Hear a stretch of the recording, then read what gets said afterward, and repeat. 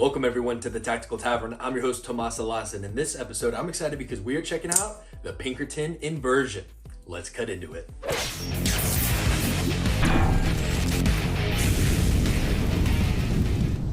This Pinkerton Inversion has been a highly requested item that we feature here on the Tactical Tavern. I'm excited to get it in front of you guys, share my thoughts and opinions. And I mean, this is a very unique knife. It is purpose driven, and Pinkerton knows what he's doing when designing a knife. This has so much versatility. So we're gonna go over the pros and the cons in order to help you decide if this is right for your everyday carry, outdoor adventure, or emergency response mission. We're also going to be comparing it to some other popular models for a size reference, so make sure to stay tuned to the end for my final thoughts. This Pinkerton Inversion comes in with an overall length of 7.125 inches. It features a blade length of 3.125 inches comprised of CPM S35 VN. It's available in the satin finish or as seen here in the black PVD version. Personally, I am a huge fan of this blade shape. It features a flat grind to it, so it definitely has some great utility factor for carving and getting through a variety of organic mediums. And I mean that literally and figuratively. I mean, of course, yes, this makes a great personal protection tool, but in the kitchen setting, using it for food prep work, it has amazing slicing capabilities and the edge is just razor sharp. One thing I really enjoy is the edge geometry. It's not overly thin, but yet it's thick enough to still maximize cutting performance, but you know it's not going to be easily breakable. It's that perfect blend of geometry for strength and resilience, yet still optimizing that cutting performance. Taking a close look along the top here, the edges are chamfered, which actually make it quite comfortable with a thumb pressure for any carving tasks. And that leads us to the thumb disc. This does ship out with a foam protection case, and I think that's really cool. You can use it for storing other things, but make sure you look underneath the foam to find additional parts. Included is an optional pocket clip, deep carry option, and we also have a thumb disc if you don't prefer the wave. Personally, my preference is for the quick deploy feature. I'll take that any day of the week. I do enjoy that it still gives you a thumb ramp so you can have a comfortable resting place for those standard forward grip cutting chores, but yet it still allows you very quick access right out of the pocket. If you do prefer something more sleek, you can go with the thumb disc, and it is super simple to swap out. Make sure that you put it in the right way so the screws fit flush. I'm also not worried about the color choice. For me, this is more function over form and artsy, but I get that some of you guys might be worried about the aesthetic of it with that bronze on there. So if you want to, I know Pinkerton is offering a $10, $15 swap out, so you can order a different wave deploy disc that is black to match the blade. As we work our way down to the titanium frame, this has a really interesting finish. It's called an orange peel texture to it. So instead of a flat titanium blank that's a little slippery, this actually does give you some added traction to it, which is quite welcome with this knife. This also comes in with a weight of 4.7 ounces. For me, balance is really important on a blade, and this lines up perfectly right under that divot for a optimally balanced blade. It feels very fast and lively in the hand and comfortable to use for a longer amount of time. If you're enjoying this review so far, make sure to subscribe so you won't miss future videos helping you save money and upgrade your gear. Locking this blade into place is a frame lock that also has some overdrive travel protection on it. Something that blew me away with this Pinkerton Inversion is the opening method. So you have multiple, but primarily you also have that flipper tab. Of course, I like the jimping on that tab and the positioning and angle, so it allows you to quickly fire it.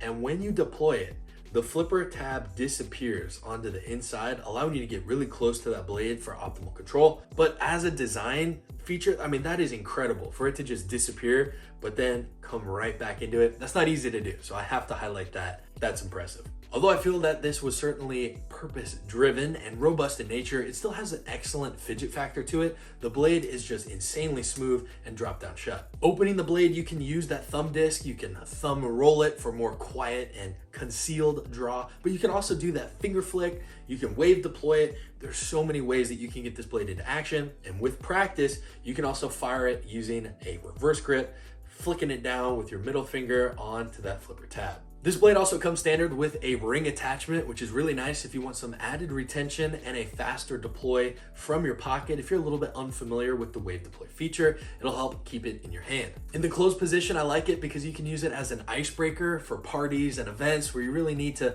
get the party going. While playing with it and twirling it like a karambit, This is a Pakal knife, so we'll get that out of the way, like a Karambit. I did find that the ring had some sharp edges along the inside. I would like to see those chamfered a little bit more on a second run, but all in all, it's not super uncomfortable, and you can certainly utilize that in the open position.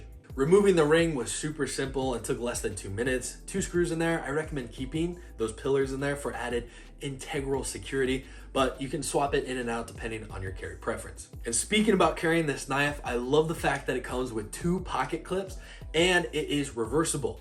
Now you'll see 3 holes on here and you might be asking yourself, why might that be? Well, you can adjust the height of the carry pocket clip, meaning that if you want something really discreet and low profile, you can use that deep carry clip on the bottom setting. But if you want it a little bit more easily accessible, you can raise the height of that blade in your pocket, making it quick to deploy. Between the 2 clips, I certainly favor the milled pocket clip. I think it looks a little bit classier, but also for functionality. When I gripped the deep carry clip, it bit into my hands and was not comfortable. So I personally would suggest that milled clip if you want to use this blade. But if you need it super concealed, you'll probably find the deep rollover clip more advantageous. You can optimize this blade for how you want to deploy it. So if you're right-handed and you want it to come out into a forward grip, you can certainly do that. Or you can also reverse the pocket clip onto the other side like I have here, carried in the front side of your jeans.